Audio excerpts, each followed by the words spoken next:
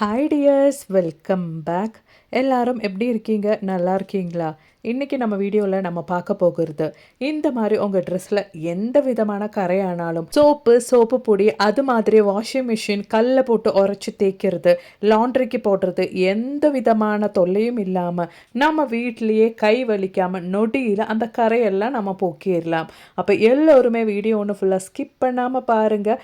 Video பிடிச்சிருந்தா மறக்காம ஒன்று லைக் பண்ணுங்க. அப்போ வாங்க, நமக்கு டைம் வேஸ்ட் பண்ணாமல் நேராக வீடியோக்குள்ளே போயிடலாம். அப்போ நமக்கு நம்மளோடது முதல் டிப் ஒன்று பார்த்துடலாங்க. அதுக்காக வேண்டிட்டு நான் இங்கே எடுத்திருக்கிறது எலும்பிச்சை பழம் தாங்க. நமக்கு ரொம்ப ஃப்ரெஷ்ஷான எலும்பிச்சை பழம் தான் வேணும் அப்படின்றது கிடையாது. இது மாதிரி தோல் சுருங்கின வாடின எலும்பிச்சை பழமாக இருந்தாலும் நம்ம பயன்படுத்திக்கலாம்.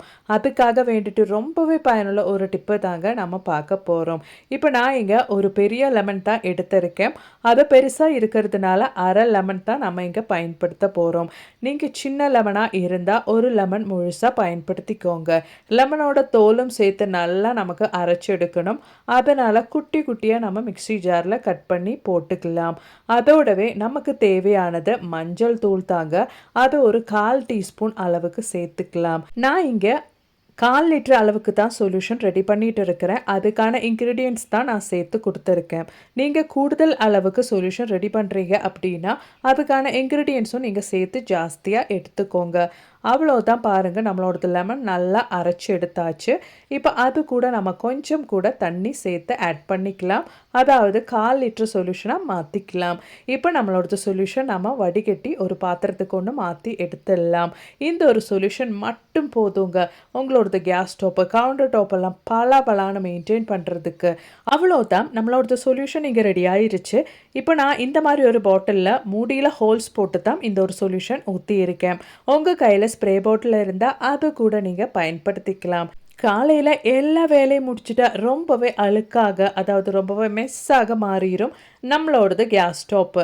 அதாவது ஆயில் தெரிச்சு, நம்ம தாளிக்கும் போது குழம்பு தெரிச்சு, தோசை மாவு தெரிச்சு எல்லாமே முடிச்சு நம்மளோடது கேஸ் ஸ்டோப்பு கை வலிக்காமல் தேய்க்கிறதுக்கு இந்த மாதிரி ஒரு சொல்யூஷன் நீங்கள் ஸ்ப்ரே பண்ணி விட்டால் போதும்.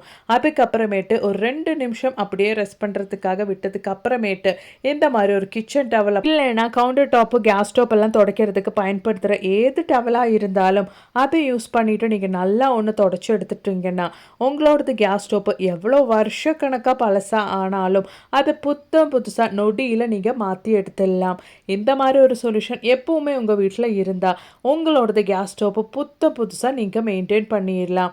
அவ்வளோதான். பாருங்கள், நல்லா க்ளீன் பண்ணதுக்கு அப்புறமேட்டு நல்லா புதுசாகவே மாறிடுச்சு என்னோடது கேஸ் ஸ்டோப்பு. இதில் நம்ம லெமன் அது மாதிரியே மஞ்சத்தூள் ஆட் பண்ணி இருக்கிறதுனால நம்ம கிச்சன் பக்கமே பல்லி, கரப்பான், கொசு எதுவுமே வராதுங்க. கேஸ் ஸ்டோப் மட்டும் இல்லை, கவுண்டர் டாப்பும் க்ளீன் பண்ணுறதுக்கு இந்த ஒரு சொல்யூஷன் மட்டுமே போதுங்க. அதனாலேயே நம்மளோடது கிச்சன் நல்லா ஹைஜீனிக்காக நம்ம மெயின்டைன் பண்ணிடலாம். அதோடவே நைட்டு வேலையெல்லாம் முடிச்சதுக்கு அப்புறமேட்டு நம்மளோடது கிச்சன் சிங்க்லேயும் நம்ம இந்த ஒரு சொல்யூஷன் ஸ்ப்ரே பண்ணி விட்டுட்டோம்னா நமக்கு தெரியாமல் அந்த கிச்சன் சிங்கோட பைப்பு வழி வர பிராணிக தொல்லை நமக்கு இருக்காது. மெயினாக கொசு, கரப்பான் இதுங்களோட தொல்லை நமக்கு இருக்கவே இருக்காது. அது மட்டும் இல்லைங்க, இந்த மாதிரி கிச்சன் சிங்க் முழுவதும் நம்ம இந்த ஒரு சொல்யூஷன் ஸ்ப்ரே பண்ணிட்டோம்னா நல்ல ஹைஜீனிக்காகவே நம்மளோடது கிச்சன் சிங்கை மெயின்டைன் பண்ணிடலாம். அப்போ இனி நமக்கு நம்மளோடது அடுத்த டிப் ஒன்று பார்த்துடலாங்க. அதுக்காக வேண்டிட்டு நமக்கு தேவையானது 2 பாட்டில் மூடி தான். நம்ம வேஸ்ட்டுன்னு தூக்கி போடுற இந்த ஒரு பாட்டில் மூடி வச்சு அருமையான ஒரு டிப்பு தாங்க நம்ம பார்க்க போகிறோம். அதுக்காக நமக்கு தேவையானது டபுள் சைடு செல்லோ டேப்பு தான். உங்கள் கையில் டபுள் சைடு செல்லோ டேப்பு இல்லை அப்படின்னா நல்லா ஒற்றை கம்மாக இருந்தாலும் நீங்கள் பயன்படுத்திக்கலாம். அவ்வளோதான். பாருங்கள், 2 மூடியிலையும் நான் டபுள் சைடு செல்லோ டேப்பு ஒட்ட வச்சுட்டேன். அதுக்கப்புறமேட்டு அதுக்கு மேலே இருக்கிற ஸ்டிக்கரும் நம்ம ரிமூவ் பண்ணிட்டோம். இப்போ நம்ம ரெடி பண்ண இந்த ஒரு டபுள் சைடு செல்லோ டேப்பு எப்படி நம்ம பயன்படுத்த போகிறோம் அப்படின்றது கூட பார்த்துடலாம் வாங்க. இந்த மாதிரி நம்ம கிச்சன் வால் டைலில் இந்த பாட்டில் மூடி நம்ம ஒட்ட வச்சுக்கலாம் ஒரே லெவலாக. அதுக்கப்புறமேட்டு நம்மளோடது கேஸ் லைட்டருக்கு ஒரு நல்ல ஸ்டாண்டாக நம்ம பயன்படுத்திக்கலாங்க. நல்ல ஒரு அருமையான கேஸ் லைட்டர் ஆர்கனைசராக நம்மளோடது இந்த 2 பாட்டில் மூடி நம்ம பயன்படுத்திக்கலாம். அதனாலே நமக்கு எப்பவுமே பயன்படுத்துகிற இந்த ஒரு கேஸ் லைட்டர் நமக்கு எப்பப்போ தேவைப்படுதோ நம்மளோடது கை பக்கத்திலே அது இருக்கும். ரொம்பவே பயனுள்ள டிப்புங்க, ட்ரை பண்ணி பாருங்கள். அதோடவே 2 பாட்டில் மூடி வச்சு நம்ம செய்யக்கூடிய ஒரு அருமையான டிப்பு கூட பார்த்துடலாங்க. அதுக்காக வேண்டிட்டு நமக்கு தேவையானது நைஃப் நல்லா சூடு பண்ணி எடுத்துக்கலாம். நைஃப் நல்லா சூடு பண்ணி எடுக்கும்போது தான் பாட்டில் மூடி நான் வீடியோவில் காமிக்கிற மாதிரி உங்களுக்கு ஈஸியாக கட் பண்ணுறதுக்கு வரும். நைஃபு நல்லா சூடாக இருக்கிறதுனாலேயே உங்கள் கையில் படாமல் கேர்ஃபுல்லாக நீங்கள் கட் பண்ணி எடுத்துக்கோங்க. இப்போ நான் வீடியோவில் காமிக்கிற மாதிரி 2 இடத்துலையும் பாட்டில் மூடியில் நீங்கள் கட் பண்ணிக்கோங்க. அதுக்கப்புறமேட்டு இந்த பாட்டில் மூடி இந்த மாதிரி நீங்கள் அந்த கட் பண்ண பகுதியை எடுத்துக்கோங்க. அதுக்கப்புறமேட்டு ஷார்ப்பான நைஃப் அப்படி இல்லைன்னா சிசர்ஸ் பயன்படுத்திட்டு நம்ம எடுத்து வச்சு அந்த ஒரு பகுதி நம்ம இந்த மாதிரி கட் பண்ணி எடுத்துக்கலாம். இதே மாதிரியே நம்மளோடது இன்னொரு பாட்டில் மூடி கூட நம்ம ரெடி பண்ணி எடுத்துடணும். அவ்வளோதான் பாருங்கள், ஈஸியாக ரெடி பண்ணிட்டோம் நம்மளோடது 2 பாட்டில் மூடியும். இப்போ நம்ம ரெடி பண்ண இந்த பாட்டில் மூடிக்கு பின்னாடி நமக்கு டபுள் சைடு செல்லோ டேப்பு வச்சு ஒட்ட வச்சிடலாம். இந்த மாதிரி சின்ன டபுள் சைடு செல்லோ டேப்பு எடுத்துக்கோங்க. அதை அதுக்கு மேலே ஒட்டிக்கோங்க. நல்லா இன்னும் நல்லா ஸ்ட்ராங்காக இருக்கணும் அப்படின்னா உங்கள் கையில் நல்லா ஒட்டுற க்ளூகன் அந்த மாதிரி ஏதாச்சும் இருந்தால் கூட நீங்கள் பயன்படுத்திக்கலாம். நான் இங்கே டபுள் சைடு செல்லோ டேப்பு தான் எடுத்திருக்கேன். அதுக்கு மேலே இருக்கிற ஸ்டிக்கரும் நம்ம ரிமூவ் பண்ணியாச்சு. இப்போ நம்ம ரெடி பண்ண எடுத்த இந்த ஒரு பாட்டில் மூடி நம்ம எப்படி பயன்படுத்த போகிறோம் அப்படின்றது கூட பார்த்துடலாம். நம்ம வீட்டில் எல்லோர் வீட்லேயும் அது மெயினாக வாடகை வீடு அப்படின்றதுனாலேயே நிறைய பேருக்கு இருக்கிற பிரச்சனை தான் செவரில் ஆணி அடிக்க முடியாது அப்படின்றது. இந்த மாதிரி பாட்டில் மூடி நம்ம கையில் இருந்துச்சுன்னா அழகாக நம்ம எவ்வளோ வேணாலும் செவரில் ஒட்ட வச்சுக்கலாம். நம்ம வீட்டில் இருக்கிற சாவி, கார் சாவி, பைக்கு சாவி, அது மட்டும் உள்ள குழந்தைங்களோட ஐடி கார்டு எதுவுமே நம்ம இந்த மாதிரி அழகாக ஹேங் பண்ணிடலாம் செவரில் ஆணியே அடிக்காமல். எவ்வளோ பாட்டில் மூடி இருந்தாலும் நமக்கு வேஸ்ட்டாக போகாதுங்க. இந்த மாதிரி நம்ம பயன்படுத்துறதுக்கு ஆரம்பிச்சிட்டோன்னா கண்டிப்பாக ட்ரை பண்ணுங்க. பிடிச்சிருந்தா மறக்காம ஒன்று லைக் பண்ணுங்க.